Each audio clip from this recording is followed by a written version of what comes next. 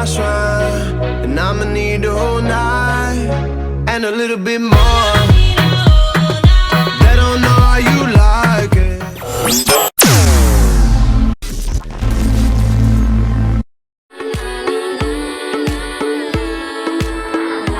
Sia and Sean Paul together on Cheap Thrills. It's 88.2 SANYU FM, the home of today's best music. And it's all about your requests right now on the Hit Selector. My name is Crystal. Joining me today on Celeb Select, I'm very happy to have the lovely Miss Dora Mwima. Now, I know there's a Mrs. Welcome to the show. I'm happy to be here. Well, thank you for joining us. Yay. Okay, so I know there's a Mrs., but I'm not 100% sure about the other name. Barack. Mrs. Do you use Barack? that? Yes, I do. Of course, on my official, whenever I'm doing something official, but yeah, most people know me by Dora Mima, so yeah. So you've actually never bothered to like change your passport? No, my passport actually has Barack. Hey, Whoa. Yes, it has Barack. You're one of the few then. No. It has Barack. Okay. Yeah. All right. Both of my passport, the Ugandan and the Lebanese. They have Okay, Barack. so he's Lebanese. Yes, he's Lebanese. Okay. Well, we're going to get to him. Okay. But let's just talk about where you grew up. Did you grow up in Uganda? What's your background? I didn't grow up in Uganda. I grew up in Kenya. We lived in Kenya for 14 years. Okay. With my family. Then we relocated to Uganda in 2008. So it was just 1 month. Then I won the title of Miss Uganda. What? Yeah. That's how I had just come to Uganda, but we used to come and visit in and out. So it was just 1 month, and by chance I was listening to the radio and they were advertising for Miss Uganda, and that's how I went for the auditions. Wow. Yep. That's really interesting. So it was divine. Okay. Yeah. So you grew up in Nairobi. That means you went to school in Nairobi. Yes, although I was homeschooled. Oh, you... What? Really? You didn't know about this? Tell us. That was like the highlight of me being Miss Uganda, the Miss Uganda who never went to a formal school. So yeah, I was So homeschooled. you were homeschooled the whole way? The whole way. Yeah. By your mom, your dad? By my parents, but my mom was mainly with us. Okay. All me and my siblings. Yeah. Was your mother a teacher? Yes, she was a teacher before. Okay. So she made a conscious decision. Yeah. Was that you and your siblings? Yes, that was me and my siblings. We are 4. You're 4 of you? Are you the oldest, youngest? No, I'm the third born. So 2 elder and 1 younger. Okay. Yeah. All right. So you were all homeschooled. We were all homeschooled. I mean, it's a big thing now. It's a movement. A lot of people are going. But back True. in the day, back in the day, trust me, it was so awkward because with my friends, we'll come together and they'll talk about, oh, this and this happened in school, or this one did this, and I was there like, okay, so should I say what happened between me and my siblings, or with my mom, But it was like so strict. We used to wake up by 7. We used to be in class, our small class, by 8, break time and all that. Yeah, but it was under an American system. Okay. ACE. Yeah. So it was not so much of it's more like a self-taught system. The instructions are there, so the teacher is more like a supervisor, not really a teacher, like to be on you and be like, oh, do this and this and this. No. Yeah. So okay, well, that's really interesting because I know, there've been quite a few articles in the paper. True. A lot of people are talking about how homeschooling in many ways is better than even the formal school environment. True. Do you feel that you benefited as a result? In some ways, in some ways, because there is the part where you miss out on being in a large group of people, and you feel like you have to work on yourself. Like, what if I'm in a large group of people? How am I supposed to react? Because you're used to this small group, your siblings. But when it comes to like parents being there and teaching to the kids, I benefited a lot because my parents were there to my personality, I think, and my character comes from that. Okay. They were there to notice what I really wanted in life and to help me and to guide me, which in most cases, when you're off in school, they get to miss out in that. So when you tell your parents, oh, I want to do this and this, they're like, no, you should do this, you should do that. And then you end up taking a line of career which you're not really interested in. So I think it really helped in that. Okay. Yeah. Okay. Did you have like activities where, I mean, outside of just the regular learning, like you would maybe do sports? So Yes, you could we interact did with other that. kids? We did that. That was Okay. necessary for us. We did that, and we used to always go out and with other families for outings. And yeah, my parents are pastors, so we used to have like the with the kids at church and the outings. So yeah. So you still had a lot of community Yes, we did. activities Yes. outside of the classroom. Yes, we did. That's fascinating. That's fascinating. Okay, so you were in school all the way until what age? All the way, I finished my which we'll say grade 13 at a very early age. I finished it at 17. I was a quick learner. Okay. So yeah, then after that I did a small course in college to shape me in what I wanted to do. So I did civilization, and then I did a diploma in interior decoration? Yes. Okay. Is that where your passion, your heart is? That's my passion. It started out as a hobby, but now I'm taking on as a career. Okay. Yeah. So what have you worked on so far? Tell us. Okay. I've done a few homes for clients, different clients. Now I'm looking into making jewelry boxes for ladies. So I'll be launching that very soon. Yeah, but that's something just in line as my hobby. But as far as interior is concerned, I've done really a few homes, and I do consultation for people who want to revamp their homes, who want a different feeling. So yeah, I do that. That sounds great. That sounds great. Okay, I'll ask you for your first request right now. Okay. And the music, you're loving new music. That's what I can tell from the songs that you gave me. Yes. Chris Brown, Chris Little Brown, More. yeah. What about this song do you like? Royalty is in it, and Royalty kind of looks like my daughter. So yeah, so the little girl. So I usually say, oh, I got myself my own Royalty, because they kind of look alike. So that's what I love about this song. But even the message is really nice. Yes. Okay, Yeah. Chris Brown, Little More. Wake me up before you go. Ooh, I need a little more. Just a Today's best music. The hit selector on 88.2 SANYU FM, chatting with Dora Mwima right now on Celeb Select. And she shared something very interesting with us, how she was homeschooled along with all her siblings. Not many people can relate to that. True. Really fascinating. Yeah. Now, you talked about coming to Uganda. You were here for just a month. Just a month. You listened to a radio ad for Miss True. Uganda, and then you tried it out. Yeah. So you decided on your own. No one was like, oh, don't you think? I actually auditioned for Miss Teen Kenya. Okay. And I was disqualified because I was Ugandan. Oh. So I was really into like modeling and all these beauty pageants. So when I heard it over the radio, I was like, you know what? I'm going to try it out. Like I told my mom, because my mom is like my number one supporter. So she was like, yeah, well, why not? But I wasn't too familiar with Uganda, because we usually just, we used to come here for vacations and, 2 weeks, 3 weeks, and we'll go back. So she dropped me off, and I did the audition, and I was through to the first round, and I was like, okay, this is interesting. And I wasn't even having any hopes that I would go through, and by the end of the day I was in the top 21, so I was like, yay. Okay. Yeah. All right. And then So- eventually went all the way through. Yeah. What was that like? Because I know like with a lot of people don't realize that when you're doing a beauty pageant or True. Miss Uganda, you're part of like a boot camp True. before, which is kind of helping you shape you, the Shaping you, etiquette and how yeah. to be the lady. Yeah, How true. did you find that? I found it a little bit challenging because I wasn't used to. I'm a very when I'm with people, I'm very open, I want to chat up and everything. So I wasn't used to, girls who were like, yeah, this is a competition, like a minute. I was like, okay, ladies, we're all in this together, but it became kind of fierce, but I learned a lot. And it was okay.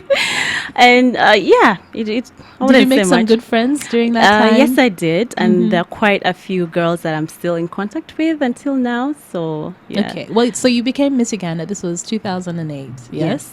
And then for a year you were our Miss Uganda. How was that experience for you? Was it what you were hoping for? Was it less than you were expecting? Yeah. I don't know how to put it. Like, I really wanted this. That even when it came with shortcomings, I overlooked them. Okay. At that time, the management wasn't, so good, I'll say. There were a few things that they didn't deliver. Okay. But I was like, you know what? I have the name, I have the title. So why should I hold on to all the car, all this, all those things? And when I have the name, so I worked my way through that in order to have something that I will forever be remembered for. And, that's the Dora Mima Foundation. So, yes. So it was an amazing year. Let's say the 15 minutes of fame that I had was that year. And I used it well, I'll say. Okay. So you're proud of that time? I'm That's very super proud. important. Even though like someone told me like it will be the same challenges, I'll still do it over and over again. Over and over again. Yeah. So you set up the Dora Mima Foundation. Yes. And I've noticed that you are seriously an activist. I mean, there are a lot of charity different events that you're always being part of, that you're coming up with. Yeah. Have you always been involved in charity? I mean, stuff from the time you were young? Because you also mentioned that your parents My are pastors. True. So I grew up in a home where my parents, like, I saw more of strangers than relatives. Okay. So my mom was very open and welcoming to people, and I saw her, they'll come in and she'll talk to them, counsel them. And at some time we were like, really, mom? Like, it was too much, but it kind of rubbed off on me. And I grew up to be a very compassionate person, and I loved kids a lot. I guess that's why my foundation is surrounding kids. Tell us about your foundation. Yes, so When did you start it? I launched it in 2009, shortly before I, gave up my crown to my successor. And it's called Dora Mima Foundation, where we have a passion for care, because I believe whatever I do or whatever we do, it's because we have that passion to care for, mothers and, kids. That's the foundation is surrounding mothers and kids. Okay. Mothers, because I'm a mother, and I But by then you... well, But by then... I wasn't a mother yet. I was a mother, but by then it was more of kids when I became a mother, because before I gave up my crown, I was actually pregnant. Not a lot of people noticed, but it also like gave me a light of how is it to be a single mother, a mother in the limelight and with all these challenges. So that's why I broadened it up to also mothers. Okay. All right. So I'm going to ask you now for your second request. Okay. Alicia Keys. In common. common. The song. What is it about the song? Is it the no makeup movement? No. Can you do Not that? really. Yes, I can. I can go without makeup. Like, I'm not. Would I'm you not give one it of up those. entirely? No. I love exploring with makeup and looking good with makeup. I have no. I wouldn't say like I'm addicted to always making up and all that.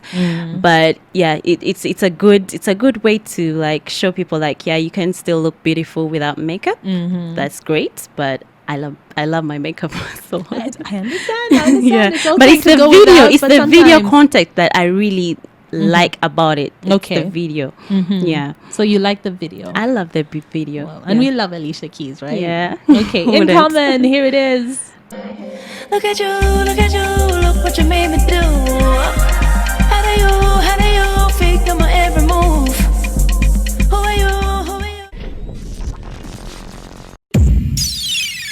you have 2 children I now. have 2 babies. Okay, so you apart from had- the big baby, You- my husband. Oh yes, Yeah. that is the first baby. the first Will always baby. be the first baby. I'm sorry, don't use this against us, but we're just being honest. It's true. It's, anyone who's married and has other babies will realize they are the big babies. Yeah, so the firstborns Yeah, in the true. home. So you had your first child. Yeah. When was that? That was I gave birth when I was 20. Mm-hmm. That's in 2010. Mm-hmm. Yeah. Okay. How did your parents take it? As well, I'll be real about this because there's nothing to hide about it. You know, my story probably will inspire someone else, but it wasn't. They didn't take it well, of course. Yes. It came on to as a question mark, like why, you know, why did this happen? Like, you know, because of the principles and all the teachings that, you know, they had, taught me, like it was kind of like a setback for them. Okay. But yeah, everything happens for a reason. I had other choices. Of course, I would have aborted it, for me to still be in the eyes of the public and to my parents, that perfect girl. But I choose to keep it because any other girl will go through the same, situation, and I guess it's the best decision that I ever made. Exactly. He's 6 years old now, and he's such a charmer. He's he brightens up my day. So yeah, it happens, but I'm happy with the decision that So it was I a made. difficult time for you. It 'Cause was. You It mentioned was. earlier also, you had to be a single mother in the Yeah, public eye. The public eye. Did you have a and- support system?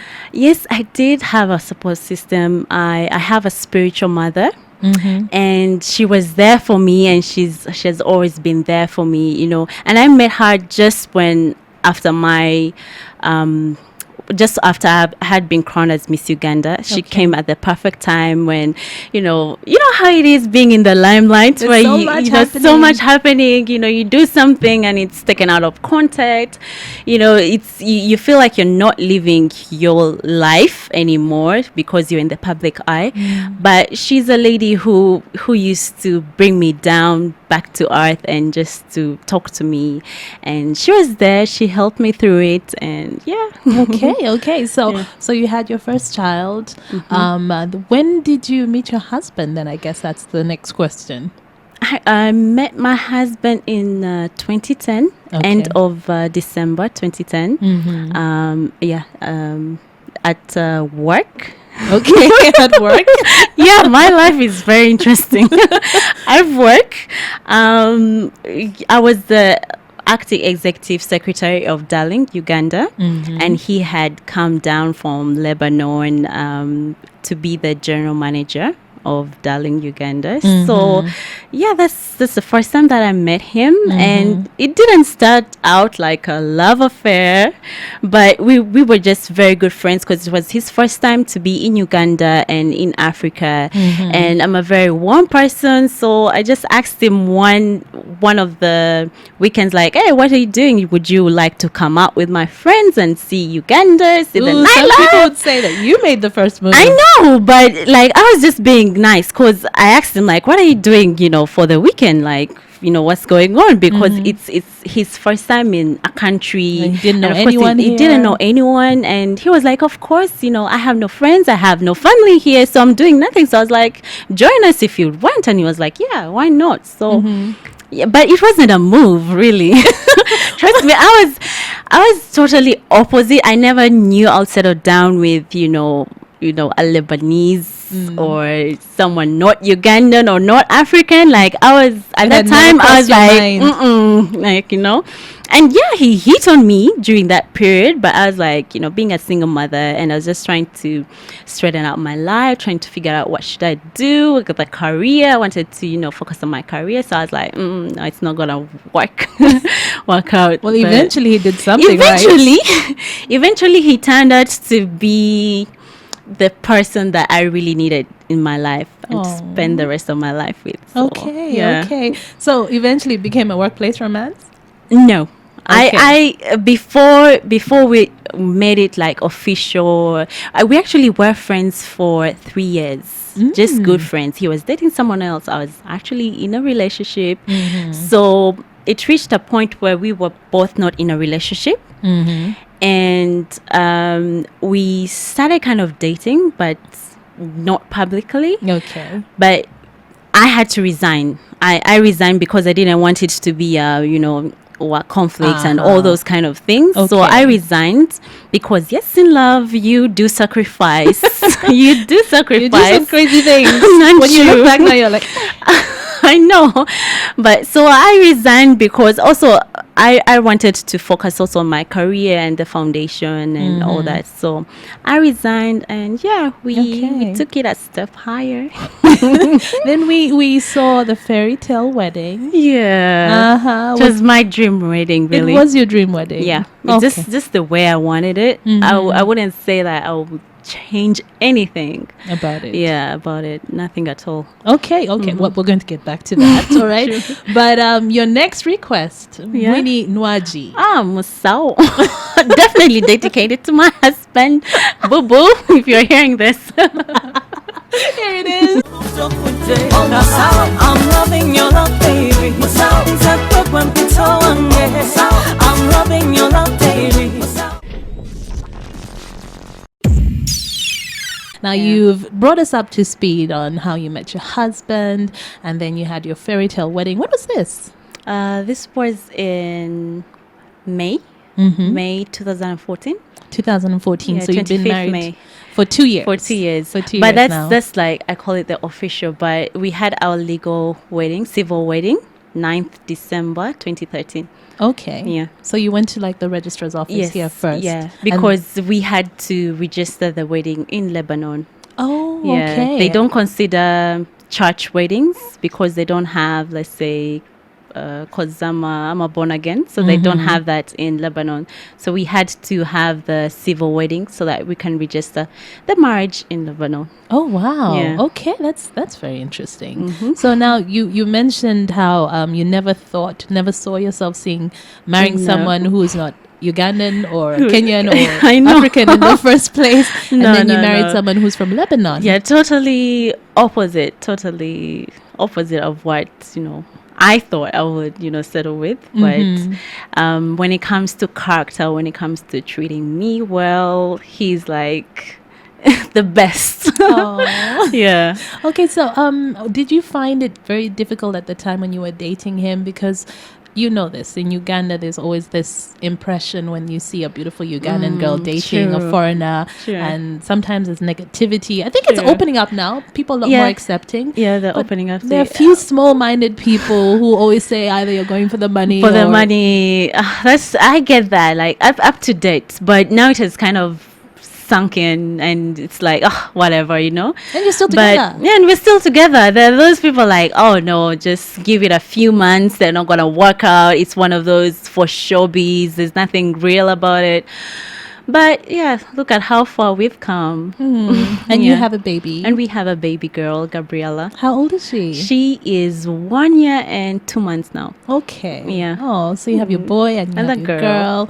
So did you leave Uganda? Are you here? What's the situation? We actually did relocate to Burundi for about 2 years. Okay. But now we are back, and we have some things that we want to set up here, and yeah. Okay, so you're back. So we're in back. UG. Yes. Okay, fine. All right. So, in terms of, because you went through like a pretty turbulent time. I mean, you came to Uganda, then you became Miss Uganda. Then, of course, like you said, you got pregnant, and this was Yeah. in the public eye. Yeah. So everyone was like kind of following you, and what's going on. Yeah. What are some of the lessons that you learned during that time?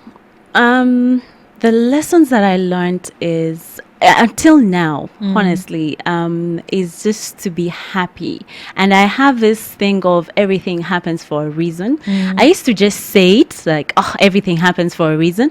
But until some things happen to you and you're like, you know what, sometimes you just have to let go and just be like, if it's meant to be, if it's not meant to be, that's it. So that's kind of my life, journey, that everything happens for a reason, and I should accept, some things in my life, and just be happy, and just just be happy and just live every day, happy, and with no regrets, because my journey brought me to where I am today, and I believe I'm very happy. I'm blessed. I have no regrets. So yeah. Okay. Can I ask, are you and your family on good terms now? Yeah, we are. That was just, let me say, like 2 minutes of, Dora, this and this and this. But yeah, we are. They are lovely grandparents. They're always coming around. We're always taking the kids to Entebbe because that's where they stay. Taking the kids there, and they spend good time with them. Yes, so I'm happy to hear that. Sometimes people think that, when you have like a bump on the road in your life like True. that it will never be fine. But, family somehow, we always find each other. Yeah, we're again. always fine. We're family. We're the same blood. So there's nowhere I'm going, anywhere I'm going, and there's nowhere they are going. So we have to be there for each other. Okay. Yeah. Now, I remember you made a serious statement, a beauty statement, when you shaved off all your hair at some point. True. What prompted you to do that? I was inspired by a model who did that to raise funds for patients who were dying from cancer. But then on the same time, I had a friend who passed away due to cancer. And I was visiting Mulago, the cancer unit. And the kids there touched me a lot. Like, I usually put myself into their shoes, the mothers, like if it was my son who was going through this, but then they want someone to stand up and say like, hey, we need to support these guys. And in most cases, it was just drugs that they needed that, they could not get, or they're not available, or they don't have the funds. So I was like, you know what, let me make that bold statement. It's something small that I can do, but it can send out, a lot of messages. And it was an amazing year, though cut short, but it was an amazing year, and I'm happy to have done that for them. Okay, well, I like that you're brave and bold, and you decide to do things, and that you really try to help lots of people out there. Yeah. I know you have all these fun events happening. I think you have one coming up very soon as well. Yes, in December, a Celebrity for Charity, the 3rd edition. Yes, so I'm excited about that. So what happens exactly? What happens is I tell my fellow celebrities like, hey, let's come together, let's play football. But at the same time, let's raise funds for an orphanage or a project, because I'm very soon going to launch projects where the funds will be going. So that's just the main message. Like, we have had the whole year, we have had opportunities, we have been doing concerts, we have been, blessed with so much, but let's just pause, get together, raise funds, and give back to the community. Oh, well, thank you so very much for You're coming in. welcome. Thank Pleasure you for having you. me. Pleasure having you. Your last song is a Davido song. Yay. Aye.